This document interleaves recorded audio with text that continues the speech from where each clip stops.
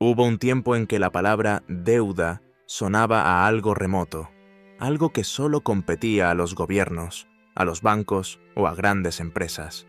Pero hoy, esa palabra pesa sobre cada aspecto de nuestras vidas. ¿Cómo llegamos a un punto en el que el mundo entero parece deber algo a alguien? ¿En qué momento la deuda, que alguna vez fue una herramienta para crecer, se transformó en una trampa que amenaza con colapsar el sistema económico global? Todo comenzó con una idea simple: pedir prestado para invertir, producir más y devolver lo prestado con ganancias. Durante décadas, esa fue la base del progreso. Sin embargo, con el paso del tiempo, esa lógica se torció. Los países empezaron a endeudarse no para construir, sino para sobrevivir. Las familias lo hicieron para mantener su estilo de vida, las empresas para no quedarse atrás, y los bancos, bueno, ellos fueron los grandes beneficiados del ciclo infinito de crédito y deuda. A mediados del siglo XX, después de la Segunda Guerra Mundial, el mundo enfrentaba una disyuntiva: reconstruir las economías destruidas o caer en el caos. Así nació un nuevo orden financiero, impulsado por acuerdos internacionales y por una moneda que se convertiría en el centro del sistema: el dólar estadounidense. Pero, ¿por qué esa moneda? ¿Y cómo un solo país terminó teniendo tanto poder sobre el destino económico de todos los demás? La respuesta está en la confianza. En 1944, representantes de más de 40 países se reunieron en un pequeño pueblo de Nueva Hampshire llamado Bretton Woods. Allí acordaron que el dólar sería la referencia mundial, respaldado por oro. En teoría, por cada dólar impreso, debía haber una cantidad equivalente de oro en las reservas de Estados Unidos. En la práctica, esa promesa duró menos de 3 décadas. En 1971, el presidente Richard Nixon anunció el fin de la convertibilidad del dólar en oro. Fue un momento histórico. A partir de entonces, el dinero dejó de tener un respaldo físico y se transformó en algo más abstracto: una promesa de valor.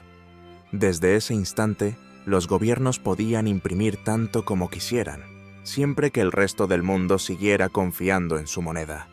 Y fue entonces cuando el concepto de deuda comenzó a inflarse sin control. ¿Qué ocurre cuando el dinero ya no está limitado por el oro, sino por la voluntad política? Ocurre que cada crisis se soluciona creando más dinero, lo cual genera más deuda. El problema es que cada solución alimenta el problema siguiente. Durante los años 80, los países latinoamericanos vivieron lo que se conoció como la crisis de la deuda.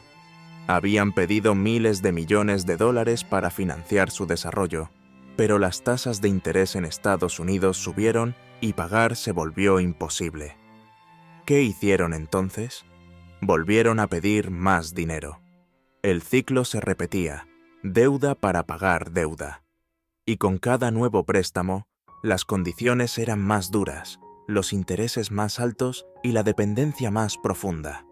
Lo curioso es que, al mismo tiempo, en las economías desarrolladas, la deuda se convertía en una forma de crecimiento. Estados Unidos, Europa y Japón descubrieron que podían expandir su riqueza gracias al crédito. Las familias compraban casas, autos y electrodomésticos con préstamos. Las empresas crecían a base de financiamiento. Los gobiernos financiaban guerras, programas sociales y megaproyectos con bonos. Pero, ¿qué pasaría cuando la deuda creciera más rápido que la economía real? A principios del siglo XXI, el mundo ya estaba acostumbrado a vivir endeudado. Parecía normal. Las tarjetas de crédito, las hipotecas y los préstamos estudiantiles eran parte del paisaje cotidiano. Sin embargo, detrás de esa aparente estabilidad se gestaba una burbuja gigantesca, y como toda burbuja, estaba destinada a explotar. En el año 2008 ocurrió lo impensable: la quiebra de grandes bancos, millones de personas perdiendo sus casas, el derrumbe de la confianza en los mercados. Todo por un exceso de deuda disfrazado de crecimiento. Los gobiernos reaccionaron igual que siempre: rescataron a los bancos. imprimieron más dinero y bajaron las tasas de interés. Y sí, funcionó por un tiempo, pero también plantaron la semilla de la próxima crisis. ¿Por qué las crisis financieras parecen repetirse con tanta precisión? ¿Será que el sistema mismo está diseñado para caer cada cierto tiempo? Algunos economistas lo creen. Otros afirman que el problema no está en el sistema, sino en cómo lo usamos. Lo cierto es que, tras cada colapso, la deuda global no disminuye, aumenta. Después de la crisis del 2008, la deuda total del planeta se duplicó. Hoy supera cifras que, si las dijéramos en voz alta, parecerían imposibles de imaginar. Y aquí surge una pregunta inquietante. Si todos los países están endeudados, ¿a quién le deben realmente? ¿Quién es ese acreedor invisible que parece tener al mundo bajo su control? La respuesta no es simple. Parte de la deuda está en manos de fondos de inversión, bancos centrales y grandes corporaciones. Pero otra parte pertenece a nosotros mismos, a través de pensiones, bonos y ahorros. En cierto modo, todos somos deudores y acreedores al mismo tiempo. Este equilibrio frágil ha mantenido al sistema funcionando, aunque cada vez con más tensión. Cada crisis se resuelve con más deuda, y cada rescate crea el terreno para el siguiente colapso. Es como una droga. Cuanto más se usa, más dependencia genera, y el mundo entero está enganchado. Durante la pandemia de 2020, los gobiernos volvieron a hacer lo que mejor saben: imprimir dinero. Se justificó como una medida de emergencia, y en cierto modo lo fue, pero el resultado fue predecible: más deuda, más inflación y una sensación creciente de que el sistema está viviendo sus últimos capítulos tal como lo conocemos. ¿Podría el mundo simplemente seguir endeudándose indefinidamente? ¿O hay un punto en el que todo colapsará? Las señales de fatiga ya están a la vista. Las tasas de interés están subiendo. Los países pobres luchan por pagar sus deudas y las potencias comienzan a preocuparse por la sostenibilidad de su propio modelo. Incluso Estados Unidos, el país que imprime la moneda más poderosa del mundo, enfrenta niveles de deuda que superan con creces su capacidad de pago a largo plazo. Pero mientras el sistema siga basándose en la confianza, tal vez pueda sostenerse un poco más. La gran pregunta es, ¿por cuánto tiempo? En los próximos años, veremos cómo los bancos centrales se enfrentan a un dilema imposible. Si suben las tasas de interés, el costo de la deuda se dispara. Si las mantienen bajas, la inflación se descontrola. Y ninguna de las dos opciones es buena. ¿Podría surgir una alternativa al dólar como moneda dominante? Algunos piensan que las criptomonedas, o tal vez una nueva forma de dinero digital controlado por los gobiernos, podrían cambiar las reglas del juego. Pero, ¿realmente un cambio de moneda resolvería el problema de fondo? ¿O, por el contrario, seguiríamos atrapados en el mismo ciclo de deuda infinita, solo con un rostro diferente? La historia parece indicar que mientras existan gobiernos dispuestos a gastar más de lo que generan y bancos dispuestos a prestar sin límites, la deuda seguirá creciendo. La única incógnita es hasta qué punto el sistema puede resistir antes de romperse. El endeudamiento no es, en esencia, algo malo. Permite construir, innovar, invertir. Pero cuando la deuda se usa para tapar agujeros en lugar de crear valor, se convierte en una bomba de tiempo. Y hoy, esa bomba tiene alcance global. Nadie está a salvo. Ni las potencias, ni los países emergentes, ni las familias comunes. ¿Podría el próximo gran colapso financiero ser el último? ¿Podría forzar una reestructuración total del sistema económico global? Tal vez sí. Tal vez estemos más cerca de lo que creemos de un punto de inflexión. Y cuando llegue, la pregunta no será cuánto debemos, sino qué estamos dispuestos a sacrificar para salir del ciclo.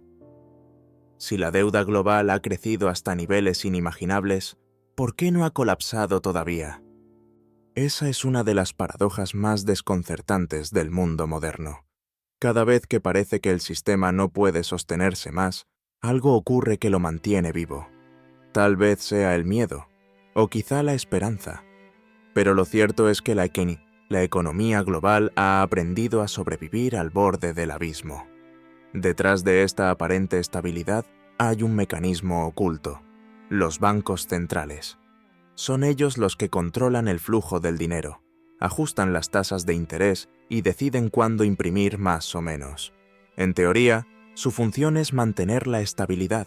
En la práctica, se han convertido en los bomberos y los incendiarios del sistema. ¿Por qué? Porque cada vez que apagan un fuego, en realidad están sembrando las chispas del siguiente. Cuando una crisis golpea, los bancos centrales bajan las tasas de interés para estimular el crédito. Eso hace que las personas pidan más préstamos, las empresas inviertan más y los gobiernos gasten más. El problema es que, cuando el dinero se vuelve demasiado barato, también se vuelve fácil abusar de él. Se invierte en proyectos poco rentables, se crean burbujas y se fomenta la especulación. Todo parece ir bien hasta que la realidad golpea. La economía global, durante décadas, ha estado construida sobre la ilusión del crecimiento infinito. Pero ningún árbol crece hasta el cielo. Las deudas se acumulan, las promesas se hacen impagables y la confianza empieza a agrietarse. Cuando eso sucede, el castillo de naipes tambalea. En los últimos años ha surgido una nueva dinámica. La deuda ya no es solo una herramienta económica, sino también política. Los gobiernos utilizan el endeudamiento para ganar tiempo, para posponer decisiones difíciles. En lugar de reformar estructuras ineficientes, prefieren pedir prestado. En lugar de reducir gastos, imprimen más dinero. Es una forma elegante de disfrazar el colapso inminente. Pero, ¿qué pasa cuando los propios ciudadanos empiezan a desconfiar del valor de su dinero? Entonces llega la inflación. Y la inflación es, en esencia, una forma silenciosa de impago. Es como si el sistema dijera: no puedo pagar todo lo que debo, así que haré que el dinero valga menos. Es una trampa invisible. A simple vista, los números en las cuentas siguen iguales, pero su poder de compra se evapora poco a poco. Durante la década de los años 20 del siglo XXI, el mundo ha entrado en una fase que muchos economistas llaman la era de la deuda perpetua. Ya no se trata de pagar, sino de mantener el equilibrio entre promesas incumplidas. Los países más ricos deben cantidades que, hace solo unas décadas, habrían parecido impensables. Y, sin embargo, el sistema sigue en pie. ¿Cómo es posible? La respuesta es simple y aterradora, porque todos están en el mismo barco. Si un país grande entra en default, arrastra a los demás. Si una potencia quiebra, el daño se multiplica. Es un equilibrio basado en el miedo colectivo al colapso. Nadie quiere ser el primero en caer, porque sabe que después vendrán los demás. Pero hay otro elemento que ha cambiado el juego: la digitalización del dinero. Hoy, la mayor parte del dinero en el mundo no existe físicamente. Son solo cifras en una pantalla, impulsadas por confianza y respaldadas por deuda. ¿Qué pasaría si un día esa confianza desapareciera? Si la gente dejara de creer que esas cifras tienen valor, algunos gobiernos ya están explorando una salida: crear monedas digitales controladas por el Estado. Supuestamente, estas nuevas monedas ofrecerían más estabilidad y transparencia, pero también concentrarían el poder financiero en manos de unos pocos. ¿Sería ese el remedio o el síntoma final de la enfermedad? Porque si algo ha demostrado la historia, es que cuando el poder económico se centraliza demasiado, los abusos se vuelven inevitables. En paralelo, las criptomonedas surgieron como una respuesta rebelde a este sistema. Prometían libertad, anonimato y un dinero sin control gubernamental. Pero, con el tiempo, también se convirtieron en un campo de especulación. Su volatilidad extrema las hizo más parecidas a un casino que a una alternativa real. Sin embargo, su existencia envió un mensaje claro: una parte de la sociedad ya no confía en el sistema tradicional. ¿Podrían hacer de ahí un nuevo orden financiero? Tal vez. Pero antes de pensar en el futuro, debemos entender el presente. Hoy, la deuda global supera varias veces el tamaño de toda la economía del planeta. En otras palabras, si toda la riqueza mundial se destinara a pagarla, aún faltarían billones. Es un número que no puede pagarse. Y si no puede pagarse, significa que el sistema tarde o temprano necesitará resetearse. A lo largo de la historia, los grandes cambios económicos casi siempre han venido acompañados de crisis profundas. El patrón oro cayó tras una guerra. El dólar se consolidó tras otra. ¿Será la próxima gran transformación el resultado de una crisis de deuda global? Muchos indicios apuntan en esa dirección. Y la pregunta no es si ocurrirá, sino cuándo. Cada generación parece convencida de que podrá manejar la deuda mejor que la anterior, pero la realidad demuestra lo contrario. La deuda es como una ola. Puede impulsarte si sabes surfearla, pero si pierdes el equilibrio, te arrastra sin piedad. El mundo entero está ahora sobre esa ola, tratando de mantenerse en pie mientras el agua sube cada vez más. ¿Existe una salida? Algunos proponen una condonación masiva de deuda, una especie de borrón y cuenta nueva global. Otros sugieren impuestos extraordinarios a las grandes fortunas para reequilibrar las finanzas. Y algunos, más pesimistas, creen que la única salida será un colapso total del sistema, seguido de una reconstrucción desde cero. Pero cualquiera de estas soluciones tiene un precio, y nadie parece dispuesto a pagarlo todavía. El verdadero dilema es moral, no solo económico, porque la deuda no es solo una cifra, es una promesa. Cada préstamo implica una confianza, una expectativa de que el futuro será mejor. Cuando acumulamos deuda, en realidad estamos apostando por el mañana. Pero, ¿qué ocurre cuando el mañana deja de parecer confiable? Quizás esa sea la raíz del problema, el exceso de optimismo, la creencia de que el crecimiento nunca terminará, de que siempre habrá más recursos, más innovación, más tiempo. Sin embargo, la historia nos enseña que los ciclos tienen límites, y cuando la confianza se convierte en arrogancia, el sistema se resquebraja. El futuro de la deuda global dependerá de una pregunta esencial. ¿Podremos reinventar el sistema antes de que colapse por completo? ¿O, como ha ocurrido tantas veces en la historia, necesitaremos tocar fondo para aprender? La deuda no solo es un número en una pantalla ni un problema de gobiernos o mercados. Es una sombra que se cuela en la vida de millones de personas, muchas veces sin que lo noten. Está en el precio de los alimentos, en el costo de una vivienda, en los intereses de una tarjeta de crédito. Y aunque parezca algo lejano, lo cierto es que cada decisión financiera de los grandes poderes acaba afectando los pequeños detalles del día a día. En los últimos años, las familias han comenzado a sentir con más fuerza el peso de ese sistema. Comprar una casa, estudiar una carrera o incluso tener hijos se ha vuelto una decisión económica, no solo personal. ¿Por qué algo tan básico como tener un techo o acceder a la educación debe significar décadas de deuda? ¿En qué momento vivir se convirtió en una transacción a plazos? Las generaciones jóvenes han crecido en un mundo donde endeudarse es normal. Desde muy temprano aprenden que si quieren avanzar, deben pedir. Pedir para estudiar, para montar un negocio, para pagar una renta. Es como si el sistema les dijera: el futuro está a tu alcance, pero tendrás que hipotecarlo primero. Y lo más preocupante es que muchos ni siquiera se preguntan si hay otra forma. El endeudamiento se ha convertido en una forma moderna de control. No es necesario imponer cadenas físicas cuando se puede crear dependencia financiera.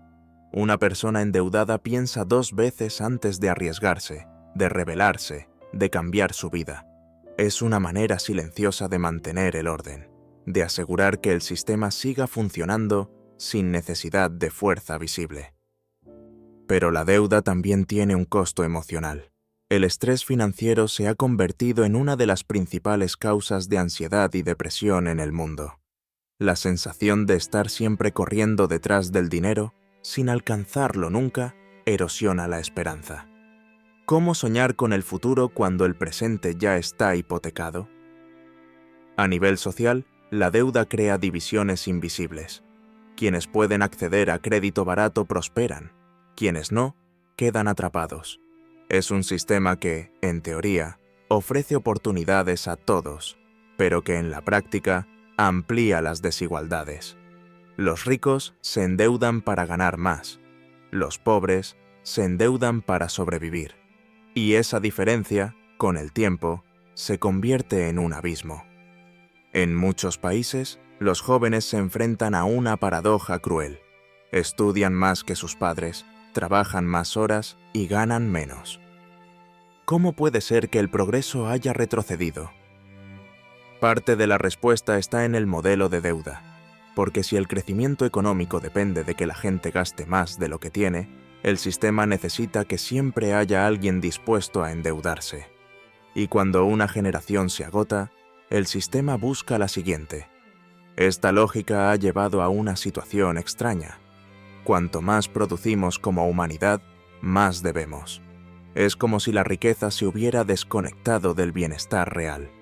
Las cifras macroeconómicas pueden mejorar, los mercados pueden subir, pero las personas comunes no sienten ese progreso en su vida diaria. ¿De qué sirve el crecimiento si no mejora la existencia de quienes lo hacen posible? El impacto de la deuda también se refleja en la política.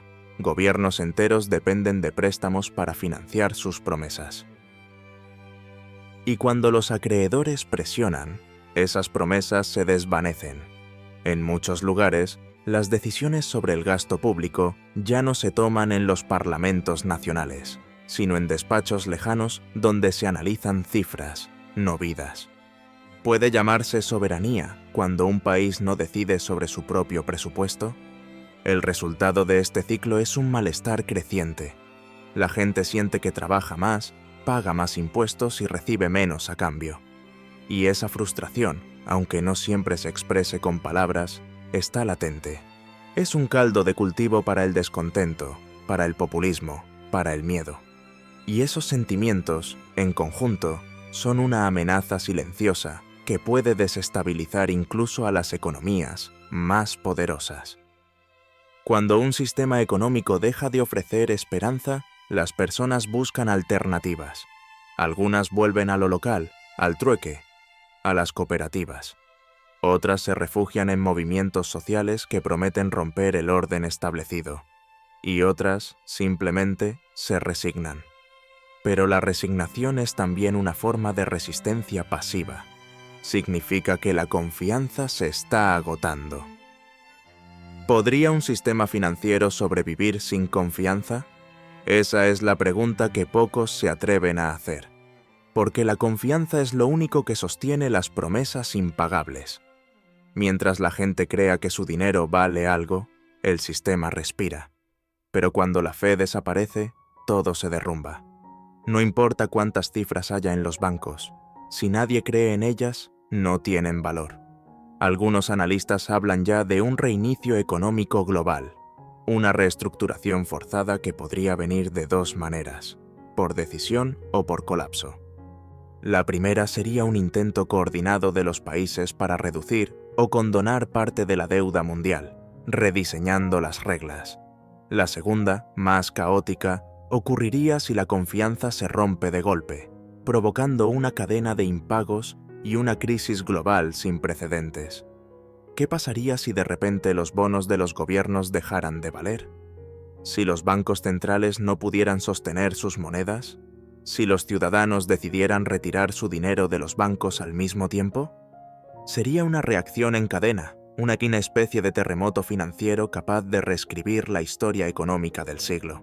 Pero, ¿sería necesariamente el fin? No. A veces, los colapsos son solo la forma en que el sistema se reinventa. Después de cada gran crisis, surgen nuevas ideas, nuevas estructuras y nuevas oportunidades. La pregunta es, ¿seremos capaces de construir algo mejor o simplemente repetiremos el mismo patrón con otro nombre? Quizás el futuro dependa de entender que la deuda no es solo un problema técnico, sino una cuestión de valores. Mientras sigamos midiendo el éxito por la cantidad de dinero que se mueve, y no por la calidad de vida que genera, estaremos condenados a repetir los mismos errores. Tal vez el cambio real no venga de los bancos ni de los gobiernos, sino de una transformación cultural más profunda. Redefinir lo que significa prosperar. El ser humano creó la deuda para crecer, pero terminó siendo prisionero de ella. Ahora, la humanidad enfrenta una decisión: seguir sosteniendo una ilusión que se agrieta o reinventar el sistema antes de que se derrumbe por completo. No será fácil, pero las grandes transformaciones nunca lo son. Y quizá, esta vez, no tengamos otra opción. Cuando un sistema llega al límite, tiene solo dos caminos: resistir hasta romperse o transformarse para sobrevivir. La economía global está justo en ese punto de inflexión. Las señales están por todas partes. Gobiernos que ya no pueden pagar sus deudas, bancos centrales sin herramientas efectivas, ciudadanos desconfiando de las instituciones. Todo indica que el modelo actual está agotado. Pero, ¿qué viene después? Algunos expertos hablan de un reinicio financiero global.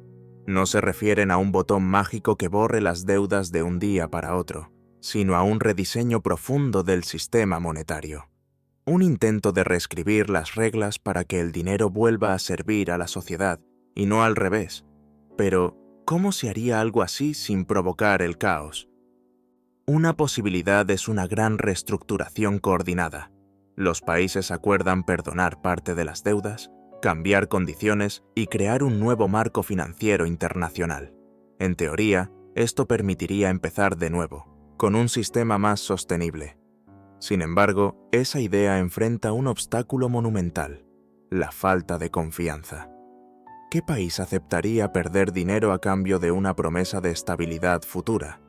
Otra opción es más drástica: dejar que el sistema colapse por sí mismo. En ese escenario, la deuda impagable se evaporaría junto con las instituciones que la sostienen. Sería un reinicio natural, pero también doloroso. Los mercados se hundirían, los ahorros desaparecerían y millones de personas sufrirían las consecuencias. La historia muestra que, tras cada gran colapso, la desigualdad crece antes de volver a estabilizarse. Entonces, ¿hay un camino intermedio? Tal vez sí. Una nueva arquitectura financiera que combine tecnología, transparencia y control social. Un sistema en el que el dinero digital emitido por los estados sustituya al efectivo tradicional, pero con mecanismos más responsables. Aunque suene futurista, muchos países ya están dando los primeros pasos en esa dirección. China, por ejemplo, ha desarrollado su propia moneda digital estatal, y otros gobiernos observan con atención. Pero esta transición también plantea riesgos. Una moneda digital controlada por los gobiernos podría ofrecer eficiencia y seguridad, pero también permitir un nivel de vigilancia sin precedentes. Cada transacción sería rastreable, cada gasto registrado. ¿Estaríamos dispuestos a entregar nuestra privacidad a cambio de estabilidad económica? ¿O sería ese el precio que deberíamos pagar para evitar el colapso? Mientras tanto, en los márgenes del sistema, están surgiendo alternativas descentralizadas: criptomonedas, economías locales, redes de trueque, sistemas cooperativos. Son pequeños experimentos que buscan escapar del modelo de deuda y especulación. Aún son minoritarios, pero representan una chispa de esperanza, la posibilidad de un dinero más humano, más vinculado a la comunidad y menos dependiente de las élites financieras.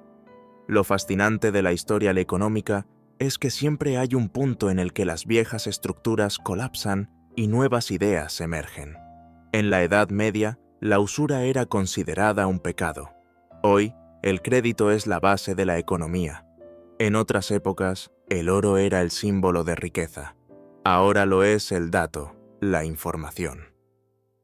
Quizás el futuro no pertenezca ni al oro ni al dólar, sino a algo completamente distinto. Un sistema de valor basado en la confianza colectiva, no en la deuda acumulada. Pero antes de llegar ahí, el mundo deberá enfrentar su momento de verdad. Y ese momento puede llegar en cualquier instante. Bastaría una crisis de confianza, un impago inesperado o una guerra que altere los flujos financieros. Bastaría que un número, en una pantalla, deje de significar lo que creíamos. La historia avanza en silencio, y cuando los cambios llegan, suelen parecer repentinos, aunque en realidad se venían gestando desde mucho antes. ¿Podría el siglo XXI ser recordado como el siglo del fin de la deuda? Es difícil saberlo. Tal vez no desaparezca, pero cambie de forma. Tal vez sigamos debiendo, pero ya no dinero, sino algo más valioso: tiempo, energía, recursos naturales. Porque el problema de fondo no es solo financiero, es civilizatorio. Hemos construido un sistema que promete abundancia infinita en un planeta con límites, y esa ecuación no puede sostenerse para siempre. El próximo gran desafío será redefinir lo que entendemos por riqueza. Durante siglos, la prosperidad se midió en cifras: más producción, más consumo, más crecimiento. Pero esa visión ha empezado a agotarse. Si la deuda global representa la promesa de un futuro que ya no puede cumplirse, quizás sea momento de imaginar un modelo donde el bienestar no dependa de endeudarse. Algunas voces ya están planteando una revolución económica basada en la sostenibilidad, la equidad y la cooperación. No como un ideal romántico, sino como una necesidad práctica. Si el sistema actual se mantiene por la promesa de pago, el futuro deberá sostenerse por la promesa de equilibrio: menos crecimiento, más estabilidad, menos consumo, más resiliencia. Pero eso exige una transformación cultural profunda: aprender a vivir con suficiente. El cambio no vendrá de la noche a la mañana, y probablemente no vendrá de los gobiernos ni de las instituciones financieras. Vendrá de las personas que, cansadas de vivir endeudadas, decidan dejar de jugar un juego que no pueden ganar, de quienes comprendan que la libertad no se compra a crédito, sino que se construye renunciando a la dependencia del sistema. Porque, al final, la deuda no es solo una cuestión económica, es una historia sobre el miedo y la esperanza. Miedo a quedarse atrás, esperanza de un futuro mejor. Dos fuerzas que han movido al mundo durante siglos y que ahora nos enfrentan a una elección crucial. ¿Seguiremos sosteniendo una ilusión cada vez más frágil o seremos capaces de imaginar algo nuevo? ¿Nos atreveremos a crear un sistema donde el valor no se mida por lo que debemos, sino por lo que compartimos? El camino no está escrito, pero si algo enseña la historia, es que los momentos de mayor incertidumbre también son los de mayor oportunidad. Tal vez este sea el nuestro. Tal vez, en medio del colapso, descubramos la posibilidad de empezar de nuevo.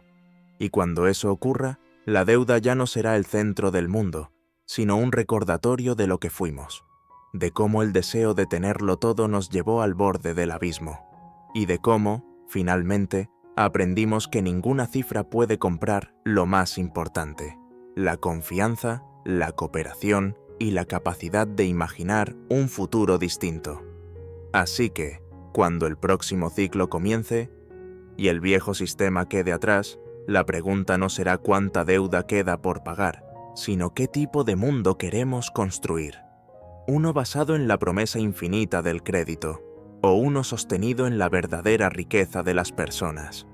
El futuro no está escrito, pero tal vez, esta vez, tengamos el coraje de escribirlo sin endeudarnos.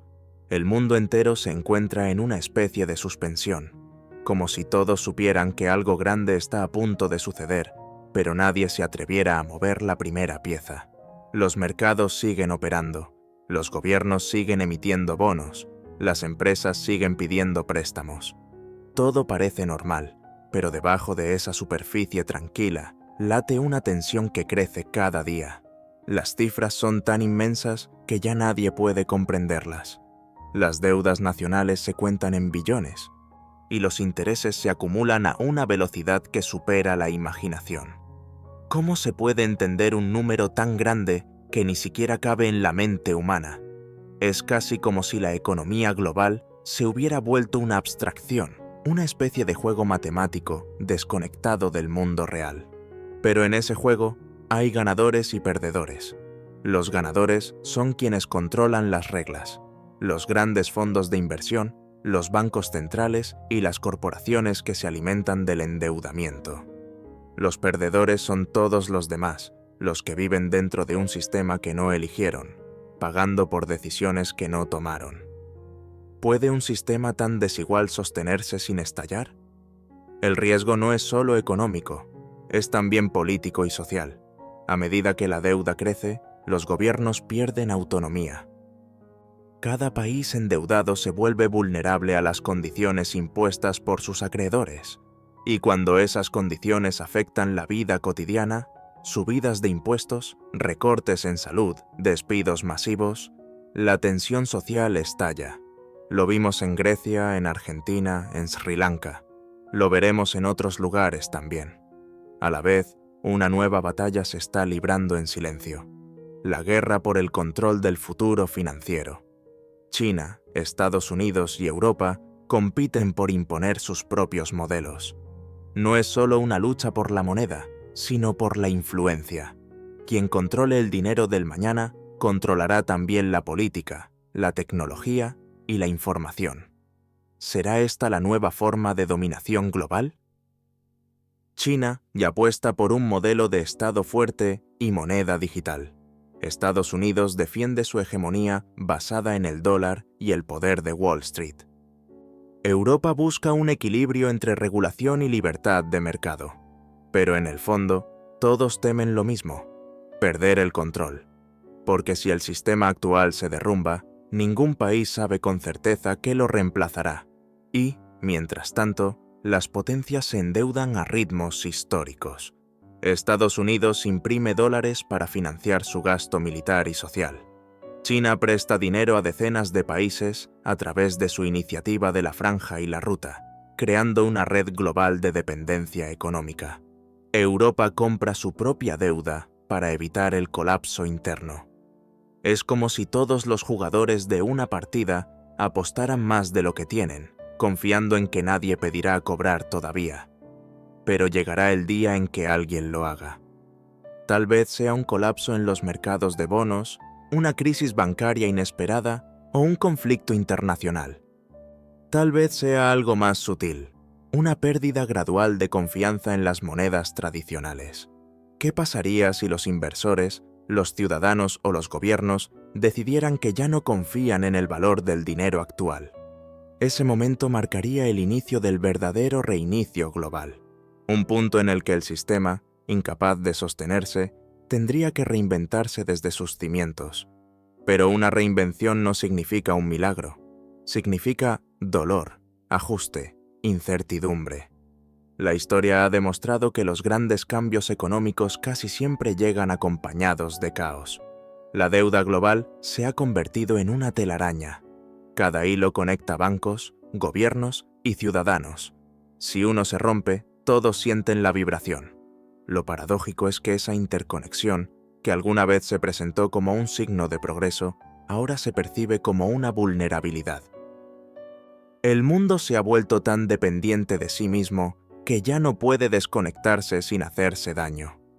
¿Podría el colapso financiero del futuro ser diferente a los del pasado? Posiblemente sí, porque esta vez el dinero ya no está solo en los bancos o los bolsillos, está en los algoritmos, en los sistemas automáticos que mueven billones de dólares en milésimas de segundo. Los mercados ya no duermen, y eso significa que una crisis puede propagarse por el planeta en cuestión de horas. La inteligencia artificial, que hoy maneja inversiones, previsiones y operaciones de alto riesgo, podría ser también un catalizador inesperado. Una falla en esos sistemas, una interpretación errónea de los datos o un ataque cibernético masivo podría desencadenar una tormenta financiera imposible de detener. ¿Y si el próximo colapso no lo provoca un ser humano, sino una máquina? El dinero se ha vuelto información, y la información puede manipularse. Esa es otra de las grandes amenazas del siglo. Los bancos centrales y los gobiernos pueden crear dinero con un clic, pero también pueden congelar cuentas, restringir movimientos o rastrear cada transacción. En teoría, eso podría usarse para combatir el fraude. En la práctica, podría convertirse en un mecanismo de control absoluto. ¿Y si la deuda fuera también una herramienta para moldear el comportamiento humano? Pensemos en un futuro cercano. Un ciudadano con deudas podría perder puntos en un sistema financiero digital. Su capacidad de comprar, viajar o invertir dependería de su historial crediticio, controlado por algoritmos. En apariencia, sería una forma eficiente de mantener el orden, pero en el fondo, sería una economía de vigilancia. Una sociedad donde la libertad se mide en función de la solvencia. Mientras tanto, los países más pobres seguirían atrapados en el círculo eterno de pedir y deber. Su deuda no solo sería económica, sino ecológica. Muchos de ellos cargan con préstamos tomados para sobrevivir a desastres naturales o adaptarse al cambio climático. Y cada año pagan intereses que superan lo que pueden invertir en educación o salud. ¿No es esa una forma moderna de esclavitud financiera? Los organismos internacionales hablan de sostenibilidad de la deuda, pero el término suena cada vez más irónico. ¿Qué puede ser sostenible en un sistema que necesita crecer sin parar en un planeta con límites físicos? Recursos como el agua, el suelo fértil o los minerales estratégicos se están agotando, pero los modelos financieros siguen proyectando crecimiento eterno. En el fondo, el problema no es la deuda, es la ilusión de infinitud. Quizá el verdadero reinicio no sea monetario, sino mental. Un cambio en la forma en que entendemos el valor. Porque si la deuda actual es la promesa de un futuro imposible, tal vez el nuevo sistema deba basarse en promesas alcanzables. Tal vez el dinero del mañana no mida cuánto poseemos, sino cuánto contribuimos. En este contexto, la cooperación internacional parece más urgente que nunca, pero también más difícil. Los intereses geopolíticos se interponen en cada intento de reforma. Los países desconfían unos de otros, y los líderes temen que cualquier cambio los debilite internamente. Sin embargo, la historia demuestra que los sistemas solo cambian cuando el dolor de mantenerlos supera al de transformarlos. ¿Estaremos cerca de ese punto? La pregunta clave es, ¿qué vendrá después de la deuda? Podríamos imaginar un sistema donde el dinero esté vinculado a recursos reales, energía, alimentos, innovación, o uno en el que la riqueza se mida en bienestar y no en crecimiento. Suena utópico, pero cada revolución económica comenzó siendo una utopía. Durante siglos, la humanidad creyó que el oro era la única medida de valor. Luego creyó que lo era el dólar. Ahora está aprendiendo que ni uno ni otro pueden sostener una economía global saturada de promesas. Tal vez el próximo paso no sea una nueva moneda, sino un nuevo propósito. Usar el dinero como herramienta de equilibrio, no de poder. Pero el cambio no vendrá solo de los gobiernos, vendrá de la gente, de millones de personas que empiezan a cuestionar el relato oficial, que entienden que la deuda no es una ley natural, sino una construcción humana, y lo que se construye también puede deshacerse. Las nuevas generaciones están creciendo con una conciencia distinta. No buscan tanto acumular como pertenecer. Prefieren la colaboración al consumo. Y aunque todavía son una minoría, su influencia está creciendo. Si esa mentalidad se extiende, el sistema financiero actual podría perder su razón de ser, porque sin deseo de endeudarse, el crédito deja de tener poder. ¿Podría ser ese el verdadero final de la deuda? No como catástrofe, sino como evolución. Una transición silenciosa en la que el mundo deje de basarse en promesas impagables para sostenerse en realidades compartidas. No sería un proceso rápido, pero podría ser inevitable. Sin embargo, la historia enseña que ningún sistema cede sin resistencia. Los intereses que se benefician del endeudamiento global no se rendirán fácilmente. Las corporaciones, los bancos y los gobiernos seguirán defendiendo el statu quo todo el tiempo que puedan. Pero el cambio, cuando llegue, no pedirá permiso. Y cuando el nuevo orden emerja, muchos se preguntarán cómo no lo vieron venir. El final del ciclo de deuda global no será un evento repentino, sino una serie de rupturas encadenadas. Primero caerán las economías más frágiles, luego los bancos más expuestos, después los gobiernos más endeudados y finalmente el propio concepto de dinero tal como lo conocemos. Lo que vendrá después dependerá de nuestra capacidad para aprender de los errores. Si algo ha demostrado la historia humana, es que la crisis siempre precede a la creación. Y tal vez, detrás del colapso del sistema financiero, esté gestándose una oportunidad, la de construir una economía más humana, más real y más consciente de sus límites. Cuando ese momento llegue, las preguntas que nos hicimos en este relato cobrarán nuevo sentido. ¿Por qué la deuda se salió de control? Porque confundimos el crecimiento con el progreso. ¿Por qué el sistema no colapsó antes? Porque la confianza lo sostuvo más de lo que merecía. ¿Y qué viene después? Lo que decidamos construir juntos. Porque al final, la economía no es un conjunto de cifras, es una historia. Y cada generación tiene la oportunidad de escribir su capítulo. Puede seguir repitiendo la trama del endeudamiento eterno o atreverse a imaginar un desenlace distinto. Y ese desenlace no dependerá de los bancos ni de los gobiernos. Dependerá de nosotros.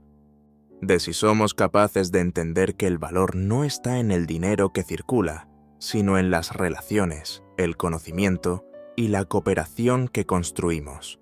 Tal vez, cuando miremos atrás dentro de unas décadas, recordemos esta época no como el tiempo en que la deuda se salió de control, sino como el tiempo en que finalmente entendimos por qué. El tablero financiero mundial parece girar a un ritmo que nadie puede detener. Las decisiones que se toman en una sala de reuniones en Washington o Pekín pueden afectar la vida de millones de personas al otro lado del planeta. Sin embargo, pocas veces se comprende la magnitud de ese poder. ¿Quién decide realmente el destino de la economía global? ¿Son los gobiernos, los bancos centrales o un conjunto invisible de intereses que trascienden las fronteras nacionales? En apariencia, los países siguen siendo soberanos, pero la soberanía económica se ha vuelto una ilusión cuidadosamente mantenida. Detrás de cada decisión política hay compromisos financieros, tratados, préstamos, obligaciones con instituciones internacionales y, sobre todo, miedo. Miedo a que el capital huya, a que la moneda se desplome, a que los mercados castiguen cualquier gesto de independencia. El capital no tiene bandera, persigue el beneficio allí donde lo encuentra. Y en ese movimiento constante se ha convertido en la verdadera fuerza que gobierna el mundo. Los gobiernos compiten por atraerlo, ofreciéndole impuestos bajos, regulaciones flexibles y estabilidad política. Pero esa competencia ha creado un efecto perverso. Los países más poderosos dictan las condiciones, mientras los demás solo pueden adaptarse o quedar fuera del juego. Esa es una de las paradojas del siglo.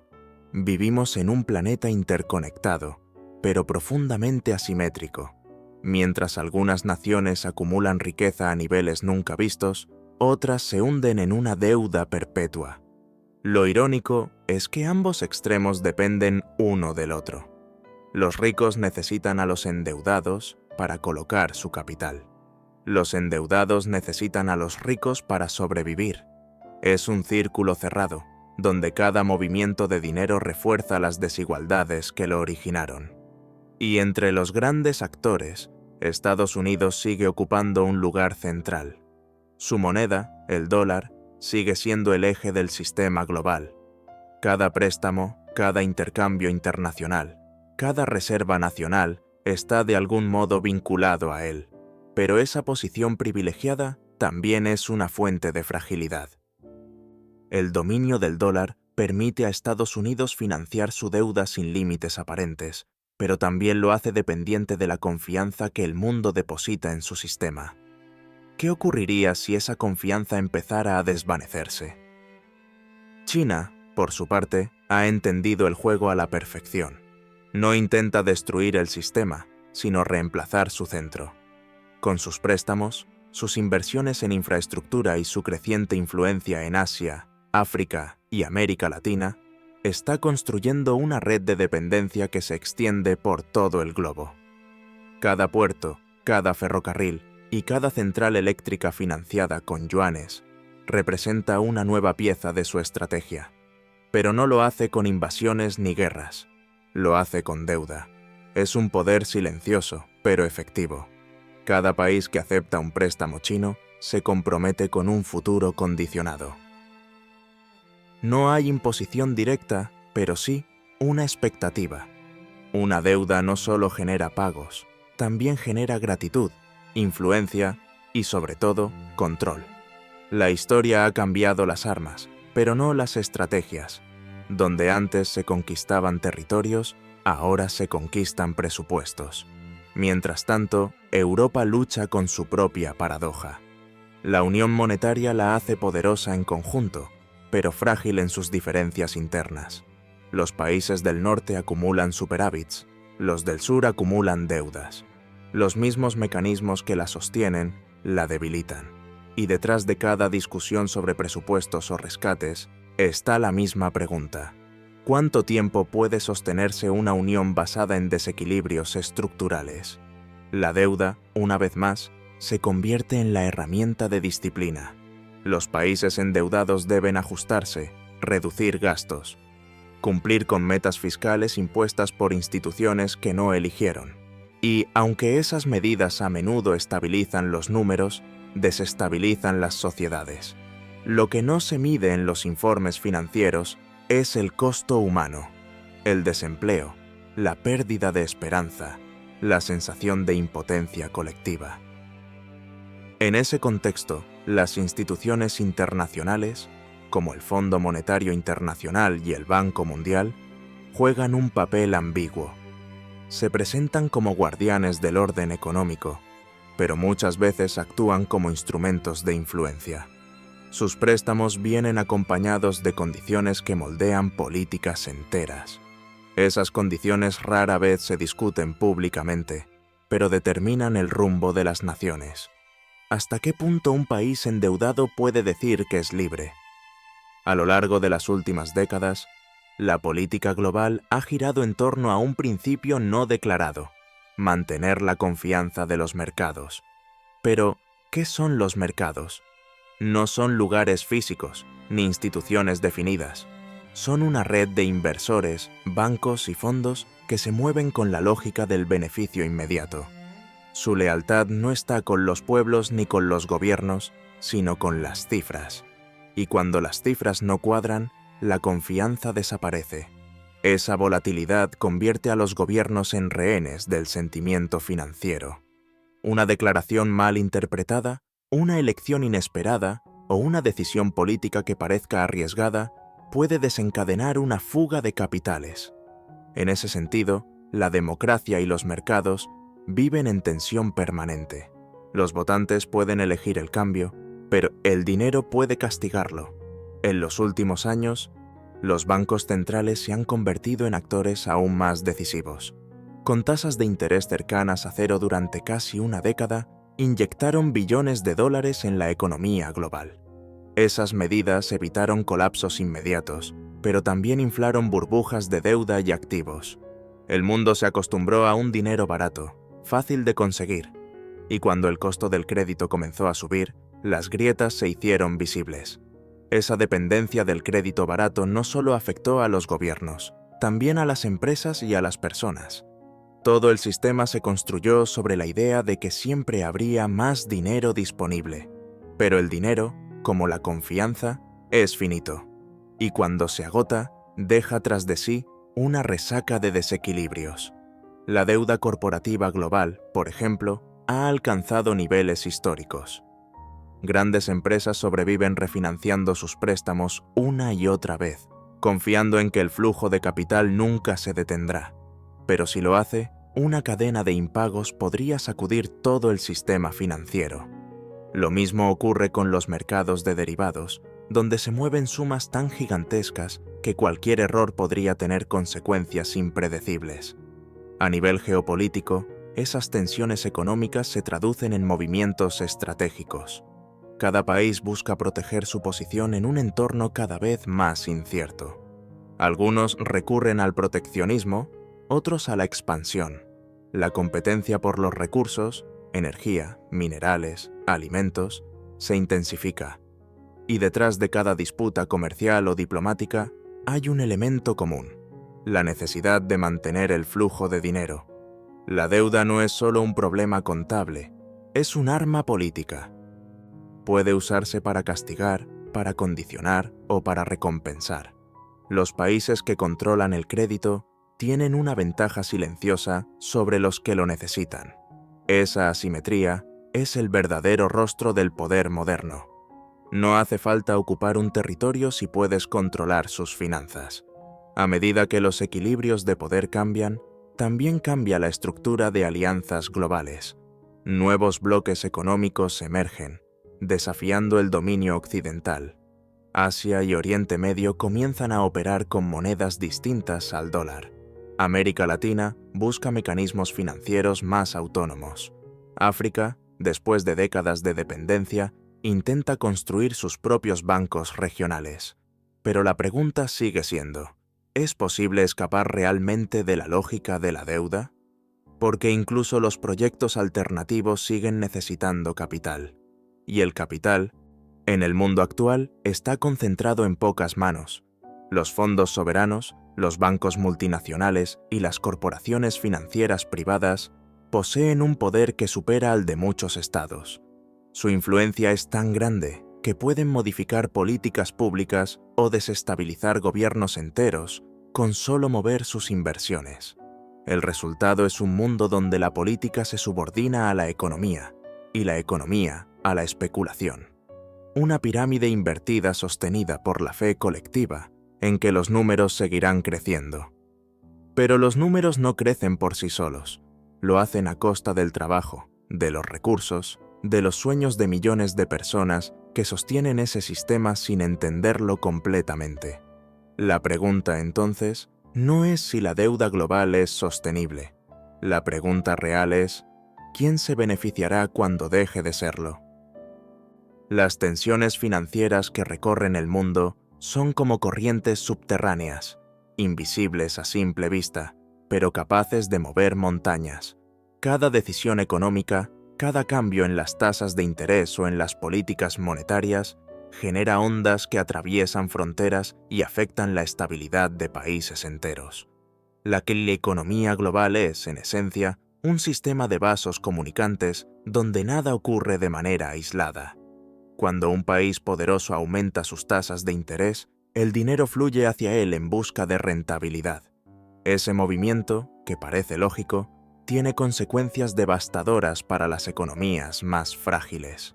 Los capitales salen de los mercados emergentes, las monedas locales se deprecian, las deudas denominadas en divisas extranjeras se vuelven impagables y las crisis se multiplican. Es un ciclo que se ha repetido una y otra vez.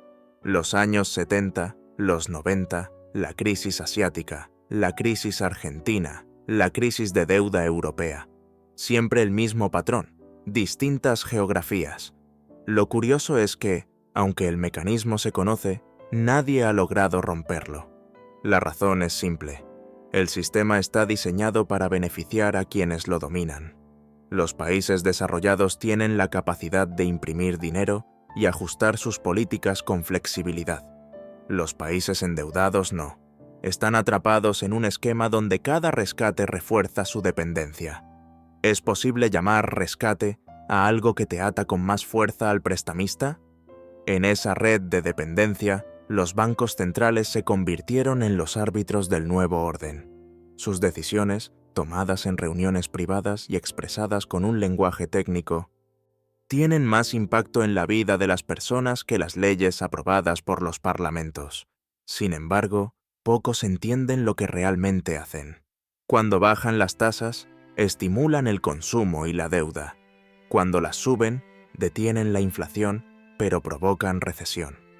Cada movimiento tiene un costo, y ese costo lo pagan los ciudadanos comunes. Lo más paradójico es que, en la práctica, las principales economías del mundo viven endeudadas hasta el cuello. Estados Unidos, Japón, China, la Unión Europea, todos arrastran deudas públicas que, en teoría, nunca podrán saldar. Pero mientras los acreedores confíen, el juego continúa. Esa confianza, más que el dinero real, es lo que mantiene vivo al sistema. Es un acto de fe colectiva, una creencia en que el mañana siempre será capaz de pagar lo que se promete hoy. Pero, ¿qué sucede cuando la fe se erosiona?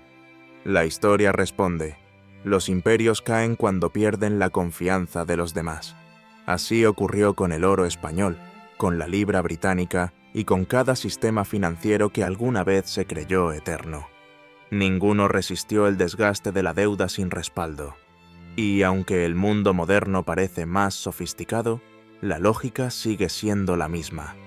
En el fondo, el poder económico global se ha desplazado del control de los bienes reales al control de la promesa.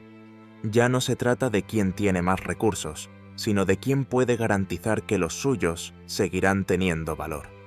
Por eso la batalla del siglo no se libra en los campos de guerra, sino en los bancos centrales y en las mesas de negociación. La hegemonía moderna se escribe con bonos, no con cañones. China ha aprendido esa lección mejor que nadie. Mientras Estados Unidos gastaba billones en guerras, China invertía en infraestructura y créditos a largo plazo. En lugar de imponer su modelo por la fuerza, lo extendió mediante préstamos. Hoy, su influencia llega a lugares donde hace apenas una década no tenía presencia alguna: África, Sudamérica, Oriente Medio. Y lo ha hecho con una sutileza que desconcierta a Occidente.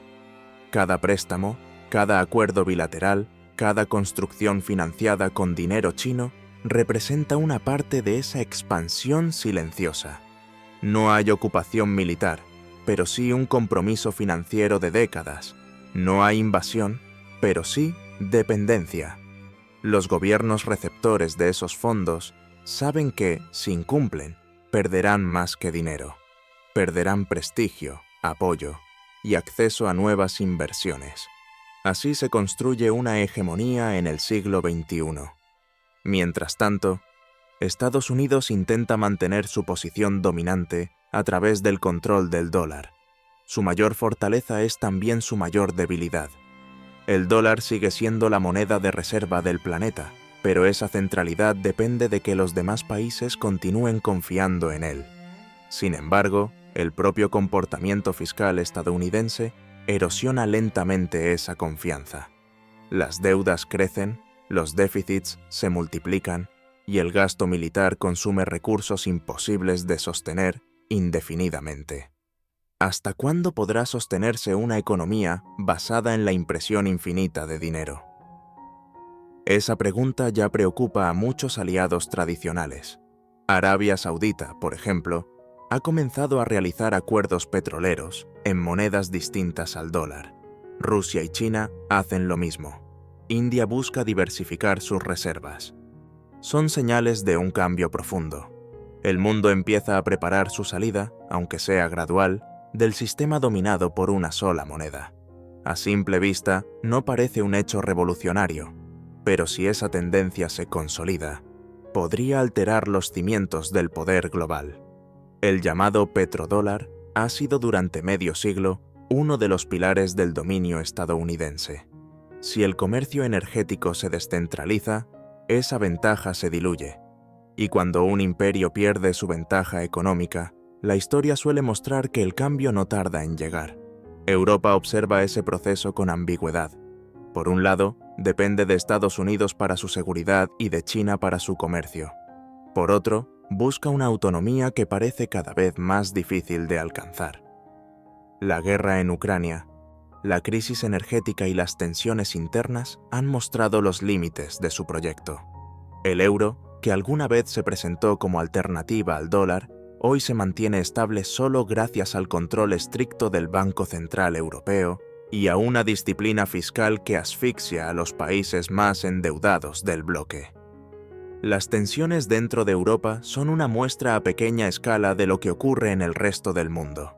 Las economías más fuertes dictan las reglas, las más débiles las cumplen. Esa dinámica genera resentimiento, populismo y divisiones políticas. Las diferencias entre el norte y el sur europeo son tan profundas que, aunque compartan moneda, viven realidades económicas distintas. Para un país como Alemania, la deuda es una herramienta de inversión. Para Grecia es una condena. Fuera de Occidente, los movimientos geopolíticos se aceleran.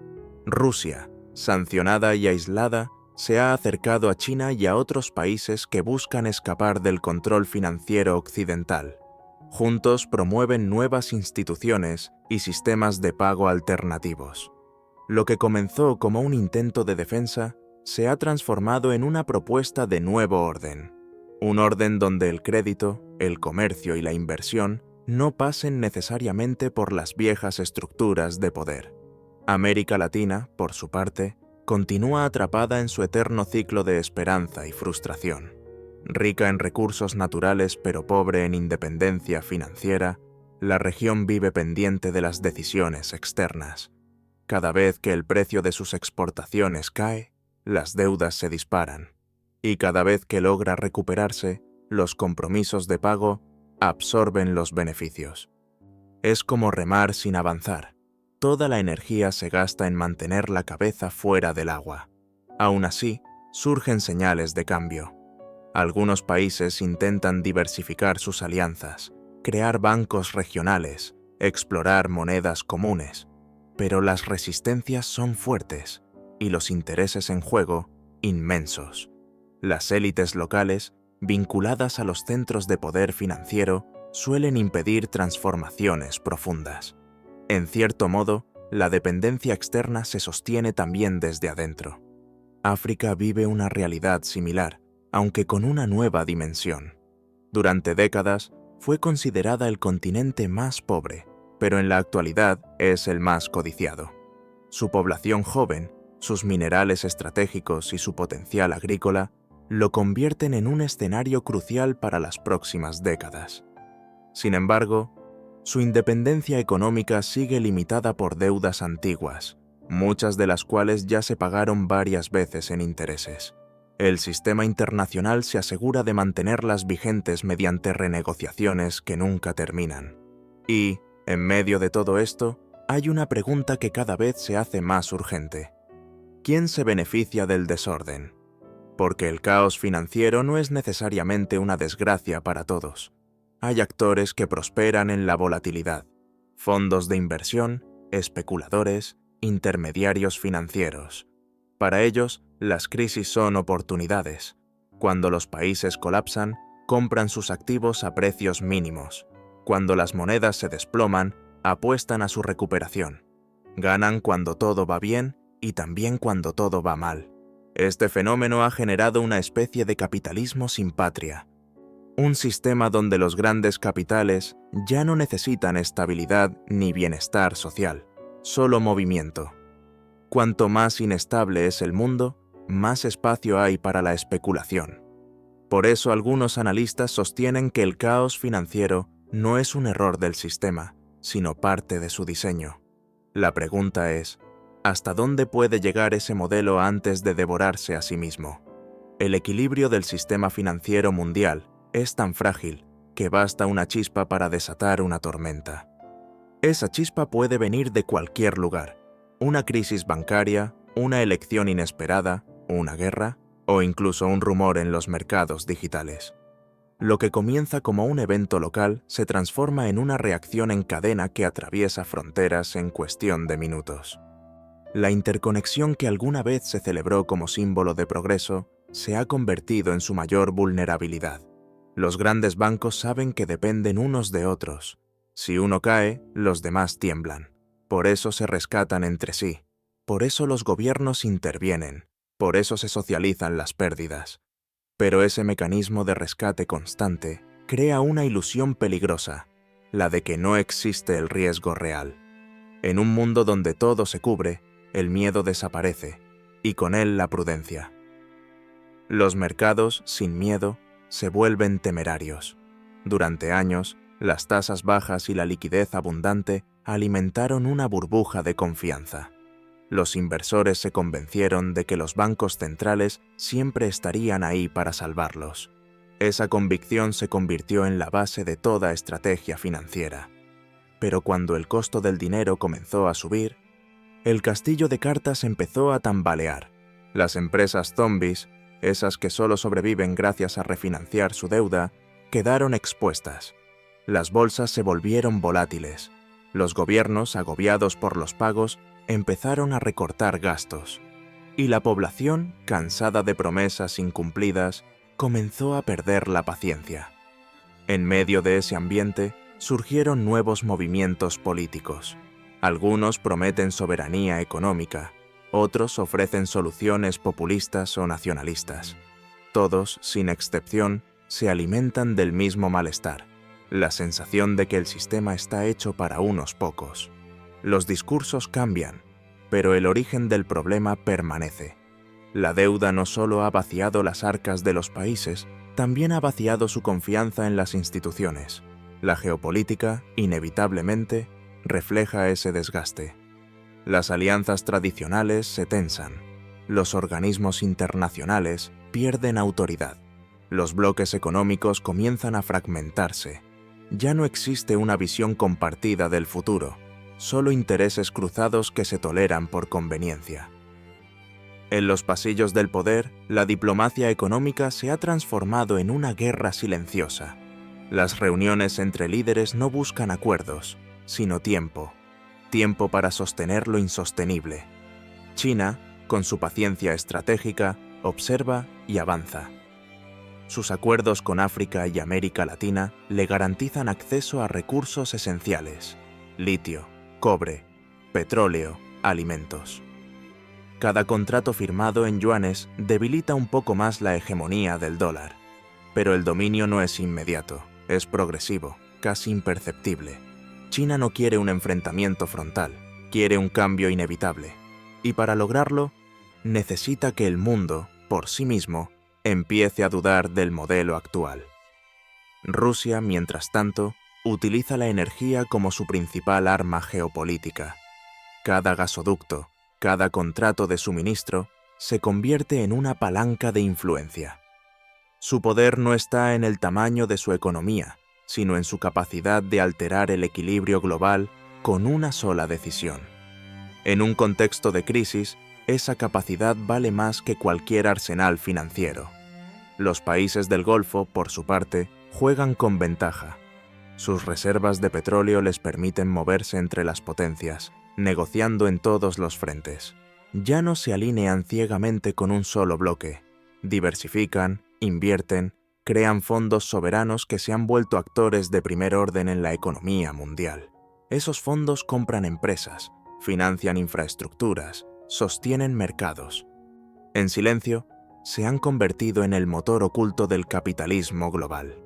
El resto del mundo observa desde la incertidumbre. América Latina intenta sobrevivir entre la deuda y la esperanza. África busca su propio camino, atrapada entre las promesas de Occidente y las inversiones de Oriente.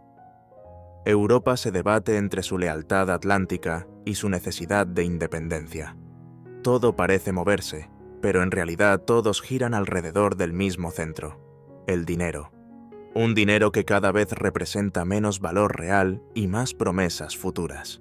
Las instituciones multilaterales, creadas para garantizar estabilidad, ahora parecen incapaces de reaccionar. El Fondo Monetario, el Banco Mundial, la Organización Mundial del Comercio. Sus herramientas pertenecen a un siglo que ya terminó. Las reglas que impusieron fueron útiles cuando existían fronteras claras entre economías nacionales. Hoy, esas fronteras son borrosas. El capital fluye a la velocidad de la luz, y ninguna autoridad tiene poder suficiente para detenerlo. El resultado es una especie de anarquía económica global. Nadie está verdaderamente al mando.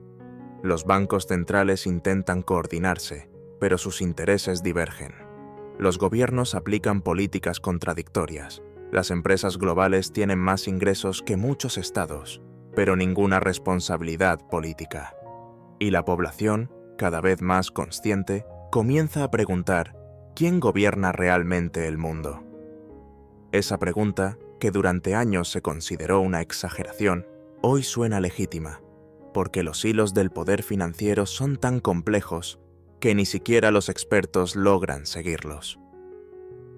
Los derivados, los fondos de cobertura, los sistemas de préstamos entre bancos, las plataformas de inversión automatizada, todo forma una red tan densa que un solo error podría tener consecuencias inimaginables.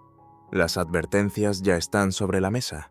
Informes internos de organismos internacionales reconocen que la deuda mundial ha alcanzado niveles históricamente insostenibles. Los bancos de inversión hablan de ajuste inevitable. Los analistas predicen que la próxima crisis será más profunda que la del 2008. Sin embargo, todos siguen actuando como si nada pasara. El miedo al cambio es más grande que el miedo al colapso. Y es que el colapso no necesariamente significa destrucción inmediata. A veces se presenta como una erosión lenta, una pérdida gradual de confianza. Los sistemas no siempre caen con ruido. A veces simplemente dejan de funcionar. Los ciudadanos pierden fe en las instituciones, las empresas reducen su inversión, los bancos limitan el crédito y de pronto la economía se detiene, como una máquina que ha agotado su combustible. En ese escenario, los países más endeudados son los primeros en caer. Sus monedas se devalúan, sus reservas se agotan, sus gobiernos entran en crisis. Pero el efecto no se detiene ahí. Los inversores, temiendo pérdidas, retiran sus fondos de otras economías similares. La desconfianza se contagia como un virus. En cuestión de semanas, una crisis local se convierte en un fenómeno global. Cuando eso sucede, los líderes recurren a las mismas soluciones de siempre: imprimir dinero, reducir tasas, pedir nuevos préstamos. Pero esas medidas solo compran tiempo. El problema no es la liquidez, es la estructura. Un sistema basado en deuda infinita no puede sostenerse en un mundo finito. Cada rescate agranda el agujero, cada estímulo posterga lo inevitable. Y mientras los gobiernos se endeudan para salvar bancos, los ciudadanos se preguntan quién los salvará a ellos, porque cada rescate tiene un precio social. Se recortan pensiones, se aumentan impuestos, se reducen los servicios públicos. Las promesas electorales se disuelven frente a la presión de los acreedores. La democracia se vacía de contenido cuando las decisiones importantes se toman en reuniones de ministros de finanzas y no en parlamentos. En los próximos años, el conflicto entre deuda y soberanía se volverá el eje central de la política mundial. Los países querrán proteger su independencia, pero necesitarán dinero para hacerlo. Y ese dinero solo podrá provenir de los mismos actores que condicionan su libertad. Es un laberinto sin salida visible. ¿Podría surgir una alternativa desde el sur global? Algunos lo creen. Las alianzas entre economías emergentes, los intentos de crear monedas regionales, los acuerdos de cooperación sin intermediarios occidentales parecen pasos en esa dirección. Pero incluso esos esfuerzos dependen de la estabilidad de los grandes centros financieros. Si el sistema central colapsa, todo lo periférico se hunde con él. Por eso, aunque muchos hablan de un nuevo orden económico, nadie se atreve a precipitarlo. Todos esperan que el cambio lo inicie otro. El riesgo de ser el primero es demasiado grande. Y así, el mundo avanza hacia un punto de ruptura que todos reconocen, pero que nadie quiere provocar. En el fondo, la economía global es un gigantesco pacto de confianza mutua. Los países confían en que los demás cumplirán sus promesas. Las empresas confían en que los consumidores seguirán comprando. Los ciudadanos confían en que el dinero seguirá valiendo algo mañana. Si esa cadena de confianza se rompe, el sistema se desmorona, no porque falte riqueza, sino porque falta fe. El peligro real no está en los números, sino en la psicología colectiva. Una crisis de confianza puede propagarse más rápido que cualquier crisis financiera. Y en un mundo donde la información viaja a la velocidad de la red, basta un rumor, una filtración o una declaración imprudente para desencadenar un efecto dominó. Tal vez, sin darnos cuenta, ya estemos viviendo los primeros signos de ese cambio. Los mercados nerviosos, las monedas inestables, los gobiernos divididos, la desconfianza hacia las instituciones, todo parece indicar que la era de la deuda ilimitada se acerca a su límite natural. Pero el sistema, fiel a su lógica, seguirá resistiéndose. Y mientras lo hace, los que observan desde la distancia no pueden evitar preguntarse: ¿cuánto más puede estirarse una cuerda antes de romperse? Cuando los cimientos de un sistema comienzan a agrietarse, las fisuras primero se ven en los márgenes. Los países más pequeños, las economías menos diversificadas, los sectores más vulnerables, ellos sienten el temblor antes que nadie. Pero las grietas, una vez abiertas, no se detienen en los bordes. Avanzan hacia el centro, hacia el corazón mismo del poder. Y cuando el corazón tiembla, todo lo demás lo hace también. En los últimos años, esa vibración ha llegado incluso a las grandes potencias. Lo que antes se consideraba imposible, un default en una nación desarrollada, un colapso bancario en un país del norte, una crisis política provocada por inflación, ahora se discute sin tapujos. Los mecanismos de control, las reglas de austeridad, los tratados comerciales, todo parece insuficiente para contener la presión acumulada. El sistema, que durante décadas prometió estabilidad, ahora transmite inseguridad. Las élites económicas, conscientes de ello, han empezado a moverse con discreción. Las fortunas se trasladan a paraísos fiscales, las grandes corporaciones diversifican sus sedes, los fondos soberanos compran activos tangibles como tierra, agua, energía. Todo lo que sea real, todo lo que no dependa del papel o de la confianza, adquiere un valor renovado. Es un reflejo instintivo, casi animal. Cuando el bosque se incendia, los primeros en huir son quienes sienten antes el calor.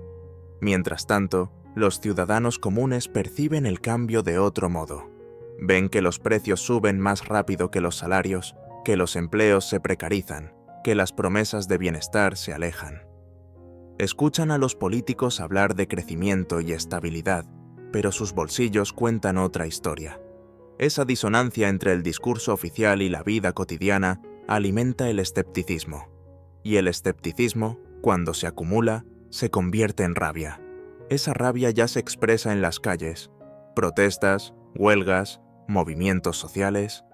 En distintas partes del mundo, la gente reclama lo mismo con distintas palabras: justicia económica, soberanía, transparencia, dignidad. Pero detrás de cada demanda hay un hilo común: el rechazo a un modelo que concentra riqueza y reparte deuda. Lo más inquietante es que los gobiernos parecen atrapados entre dos fuegos. Si se alinean con los acreedores, pierden apoyo popular. Si escuchan al pueblo, pierden el crédito. Cualquiera de las dos decisiones tiene un costo político altísimo. En ese dilema, la gobernabilidad se vuelve frágil. La democracia, desgastada por las exigencias del mercado, corre el riesgo de transformarse en un formalismo vacío. A nivel global, las potencias ya no confían plenamente unas en otras. El comercio, que durante medio siglo fue el pegamento del sistema, se ha convertido en un campo de batalla. Cada tratado se revisa, cada acuerdo se sospecha, cada alianza se mide en función del beneficio inmediato.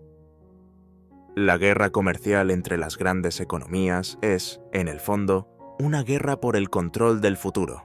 ¿Quién dominará las cadenas de suministro? ¿Quién impondrá las reglas del dinero? ¿Quién controlará las tecnologías estratégicas? La tecnología, de hecho, se ha convertido en el nuevo territorio de disputa. Los microchips, las telecomunicaciones, la inteligencia artificial, la energía verde. Todo está impregnado de rivalidad geopolítica. Las empresas tecnológicas ya no son simples actores privados, son instrumentos de poder nacional. Quien domina la tecnología, domina el flujo de información, el comercio y hasta la defensa. En ese contexto, el control de la deuda y el control de los datos se entrelazan. Uno define el presente, el otro define el futuro. En esta carrera, algunos países intentan mantener una posición neutral. Buscan alianzas flexibles, acuerdos bilaterales, independencia monetaria. Pero la neutralidad en tiempos de crisis es una ilusión. Cada decisión financiera implica elegir un bando, aunque no se lo diga abiertamente. Los mercados globales no permiten la indiferencia. O participas del juego o quedas fuera. Las nuevas potencias emergentes, conscientes de esa dinámica, han comenzado a crear sus propios mecanismos de defensa. Fondos de estabilización regional, bancos alternativos, sistemas de compensación sin dólares. Son intentos de blindarse ante el posible colapso del sistema actual. Sin embargo, esas iniciativas enfrentan un obstáculo crucial, la desconfianza mutua. Todos quieren independencia, pero pocos están dispuestos a ceder poder para construirla colectivamente. Las tensiones se extienden también al terreno energético. La transición hacia fuentes limpias, que en teoría debía unir al mundo, se ha convertido en otro motivo de disputa. Los países ricos exigen metas ambientales estrictas, mientras los países en desarrollo reclaman justicia histórica. Dicen que no pueden pagar por un problema que no crearon. En ese choque de visiones, la deuda aparece nuevamente, esta vez disfrazada de compromiso climático. Los préstamos verdes, los bonos sostenibles, las compensaciones de carbono, parecen soluciones, pero reproducen la misma lógica. Crédito a cambio de control. Y, así, bajo la apariencia de modernidad y conciencia ecológica, el ciclo de endeudamiento se renueva. Las promesas de desarrollo sostenible se transforman en obligaciones financieras difíciles de cumplir. El planeta necesita salvarse, sí, pero el método elegido para hacerlo perpetúa las mismas relaciones de poder que lo llevaron al borde del colapso. La ironía es que, mientras se discute sobre el futuro del planeta, la infraestructura del sistema financiero se sostiene sobre un terreno digital cada vez más inestable. Las criptomonedas, las monedas digitales emitidas por bancos centrales, los pagos instantáneos, todo avanza a una velocidad que las instituciones tradicionales apenas comprenden. Lo digital promete libertad, pero también concentra un nuevo tipo de poder, el del control de la información económica en tiempo real. Quien controle ese flujo de datos podrá anticipar movimientos, manipular mercados y condicionar decisiones políticas sin disparar una sola bala. Algunos gobiernos ya lo han entendido y trabajan en construir sus propios sistemas de vigilancia financiera total. No se trata solo de evitar fraudes o evasión, sino de tener el mapa completo del comportamiento económico de la población. El dinero, convertido en código, deja de ser una herramienta de intercambio para transformarse en una herramienta de control. En este nuevo escenario, el concepto mismo de soberanía se redefine. Ya no basta con tener fronteras ni con emitir moneda. La soberanía del siglo XXI se mide en capacidad tecnológica, autonomía energética y control de datos. Los países que no posean esos tres elementos estarán siempre subordinados a quienes sí los tengan. Y esa subordinación, aunque invisible, será más profunda que cualquier colonia formal del pasado. Las viejas potencias intentan adaptarse, pero lo hacen con lentitud. Las estructuras institucionales heredadas del siglo pasado fueron diseñadas para un mundo más lento, más predecible, más lineal. Hoy todo cambia en tiempo real. Las decisiones que antes tomaban meses, ahora se toman en minutos. Y en esa velocidad, la prudencia desaparece. La política se vuelve reacción, no planificación. Mientras tanto, en los márgenes, se multiplican las señales de agotamiento. Aumentan los conflictos por el agua, resurgen los nacionalismos económicos, se intensifican las tensiones sociales. Las ciudades más grandes del mundo enfrentan un costo de vida que sus propios habitantes ya no pueden pagar. El crédito personal crece al mismo ritmo que la frustración colectiva. La deuda, que alguna vez se presentó como una herramienta de progreso, se ha transformado en una cadena invisible que aprieta lentamente cada aspecto de la vida cotidiana. ¿Y si todo esto fuera el preludio de un nuevo sistema? ¿Y si el caos no fuera el final, sino el inicio de otra forma de entender el valor y el poder? Cada crisis, a lo largo de la historia, ha abierto la puerta a una transformación. Pero la pregunta clave es, ¿quién la dirigirá? Porque el cambio por sí solo no garantiza justicia. La historia está llena de revoluciones que terminaron replicando las estructuras que querían destruir. El mundo se encuentra entonces en una encrucijada: avanzar hacia un modelo más equitativo o replegarse en una nueva versión del viejo orden, disfrazado de modernidad digital. En ambos casos, la deuda seguirá siendo el hilo que conecta todas las decisiones: deuda económica, deuda ambiental, deuda social. La humanidad entera vive a crédito, confiando en un futuro que cada vez parece más incierto. Y sin embargo, a pesar de la magnitud del problema, hay una sensación extraña en el aire, la de que todavía hay tiempo. Los líderes se reúnen, los bancos anuncian reformas, los organismos internacionales prometen ajustes. Se habla de sostenibilidad, de responsabilidad fiscal, de cooperación. Pero todo suena al aplazamiento, a prolongar la espera. Es como si el mundo entero intentara mantener la respiración mientras decide qué hacer a continuación. En esa pausa tensa, el sistema sigue girando. El dinero circula, las bolsas se mueven, los gobiernos negocian. Desde fuera, parece normalidad. Desde dentro, es pura contención. Como un lago que aparenta calma mientras por debajo la corriente arrastra todo hacia un precipicio invisible. Y mientras esa corriente se acelera, la pregunta se repite en voz baja, en despachos y calles, en bancos y hogares. ¿Qué pasará cuando la cuerda finalmente se rompa? Cuando la cuerda se tensa al límite y aún no se rompe, lo que sigue no es calma, sino un silencio cargado. Ese instante en que el mundo parece contener el aliento, esperando que alguien dé el primer paso, suele ser el más peligroso. Nadie quiere ser el responsable de soltar el hilo, pero todos saben que ya no puede sostenerse mucho más. En los grandes centros financieros, ese silencio se disfraza de normalidad. Los reportes hablan de ajustes, de volatilidad transitoria, de correcciones necesarias. Palabras frías para describir una realidad caliente. Familias que no llegan a fin de mes, jóvenes endeudados antes de empezar a trabajar. Países enteros con presupuestos destinados a pagar intereses y no desarrollo. La macroeconomía suaviza el dolor con tecnicismos. Pero detrás de cada porcentaje hay una historia, y detrás de cada historia, una frustración que crece. La desigualdad, que durante décadas se justificó como un costo inevitable del progreso, ha alcanzado niveles imposibles de sostener. Un pequeño grupo acumula fortunas que superan el Producto Interno Bruto de naciones enteras, mientras millones de personas viven endeudadas por gastos básicos.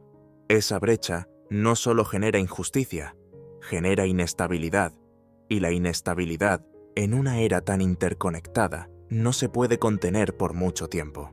Las nuevas generaciones, nacidas en medio de crisis, ya no creen en las promesas del viejo sistema.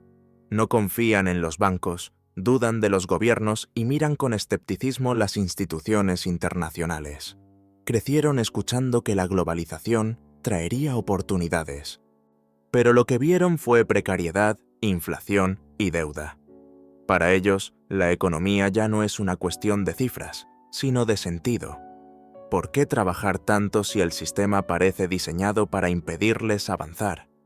En ese vacío de confianza surgen nuevos movimientos. Algunos buscan reinventar el concepto de propiedad, promoviendo economías colaborativas, cooperativas y monedas locales.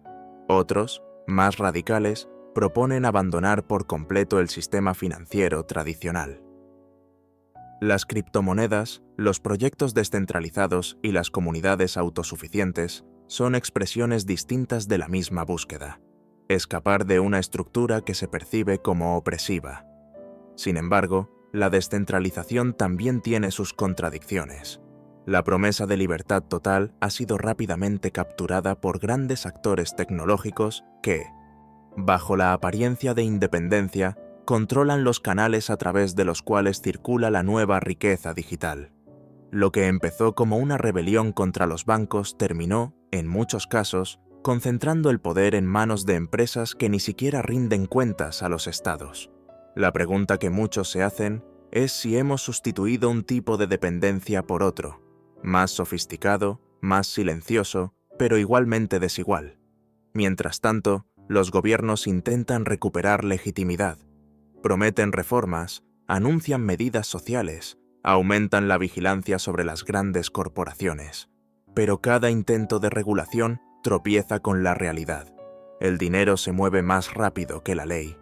Los capitales se escapan, las criptocuentas se multiplican, las inversiones se ocultan tras estructuras legales imposibles de rastrear. La economía digital ha hecho casi irrelevante la noción clásica de frontera, y, sin embargo, las fronteras vuelven a levantarse. En el mundo físico, los países endurecen sus controles migratorios, refuerzan sus ejércitos, levantan muros reales y simbólicos. Temen que el caos económico derive en caos social. Pero la historia demuestra que las barreras rara vez detienen el descontento, solo lo retrasan. Las personas, cuando sienten que no tienen nada que perder, cruzan cualquier frontera. Esa sensación de pérdida inminente comienza a manifestarse en todos los niveles. Las empresas temen que los consumidores cambien sus hábitos. Los gobiernos temen perder el control. Las clases medias temen caer en la pobreza. Y las élites temen perder el privilegio. Es un miedo compartido que, en lugar de unir, separa. Cada sector se atrinchera. Cada grupo busca culpables. En ese clima, el diálogo se vuelve casi imposible. La información, que podría ser una herramienta de entendimiento, se ha transformado en un campo de batalla. Las narrativas se fragmentan, los hechos se distorsionan, las versiones se multiplican. Cada quien escucha lo que quiere oír, y el consenso desaparece. En un mundo sin confianza, hasta la verdad se endeuda. Debe justificarse, probar su valor, competir con la mentira. Al mismo tiempo, la crisis económica comienza a tomar forma política. En algunos países surgen liderazgos que prometen romper con el sistema financiero internacional, nacionalizar recursos, renegociar deudas. En otros, aparecen figuras que defienden el orden existente, pero con una retórica más dura, más autoritaria. La polarización se vuelve la norma, y detrás de esa polarización, los verdaderos beneficiarios, los grandes fondos, los capitales especulativos, los intermediarios financieros, continúan ganando, porque el caos, aunque parezca incontrolable, también puede planificarse. La historia demuestra que las grandes transformaciones no ocurren de forma uniforme. Algunas regiones colapsan primero, otras resisten. Algunos sistemas se derrumban por completo, otros se reinventan. Lo mismo sucede ahora. Mientras ciertos países sufren crisis devastadoras, otros aprovechan la oportunidad para redefinir su papel en el mundo. Lo que para unos es ruina, para otros es renacimiento. En Asia, por ejemplo, las potencias medianas empiezan a ocupar el espacio que las grandes dejaron vacante. Corea del Sur, India, Indonesia, Vietnam, se posicionan como nuevos centros de producción, innovación y tecnología. Su crecimiento no es casual. Aprendieron a moverse con prudencia entre los bloques, diversificando alianzas y evitando dependencias excesivas. Son los equilibristas del nuevo orden. En África, una generación de jóvenes emprendedores busca romper el ciclo de la deuda con creatividad. No tienen los recursos de las potencias, pero sí la urgencia y la adaptabilidad necesarias para innovar. Están creando sistemas financieros alternativos basados en teléfonos móviles, economías circulares, microinversiones comunitarias. Es un cambio lento, pero constante. Una resistencia silenciosa frente a la lógica de la deuda perpetua.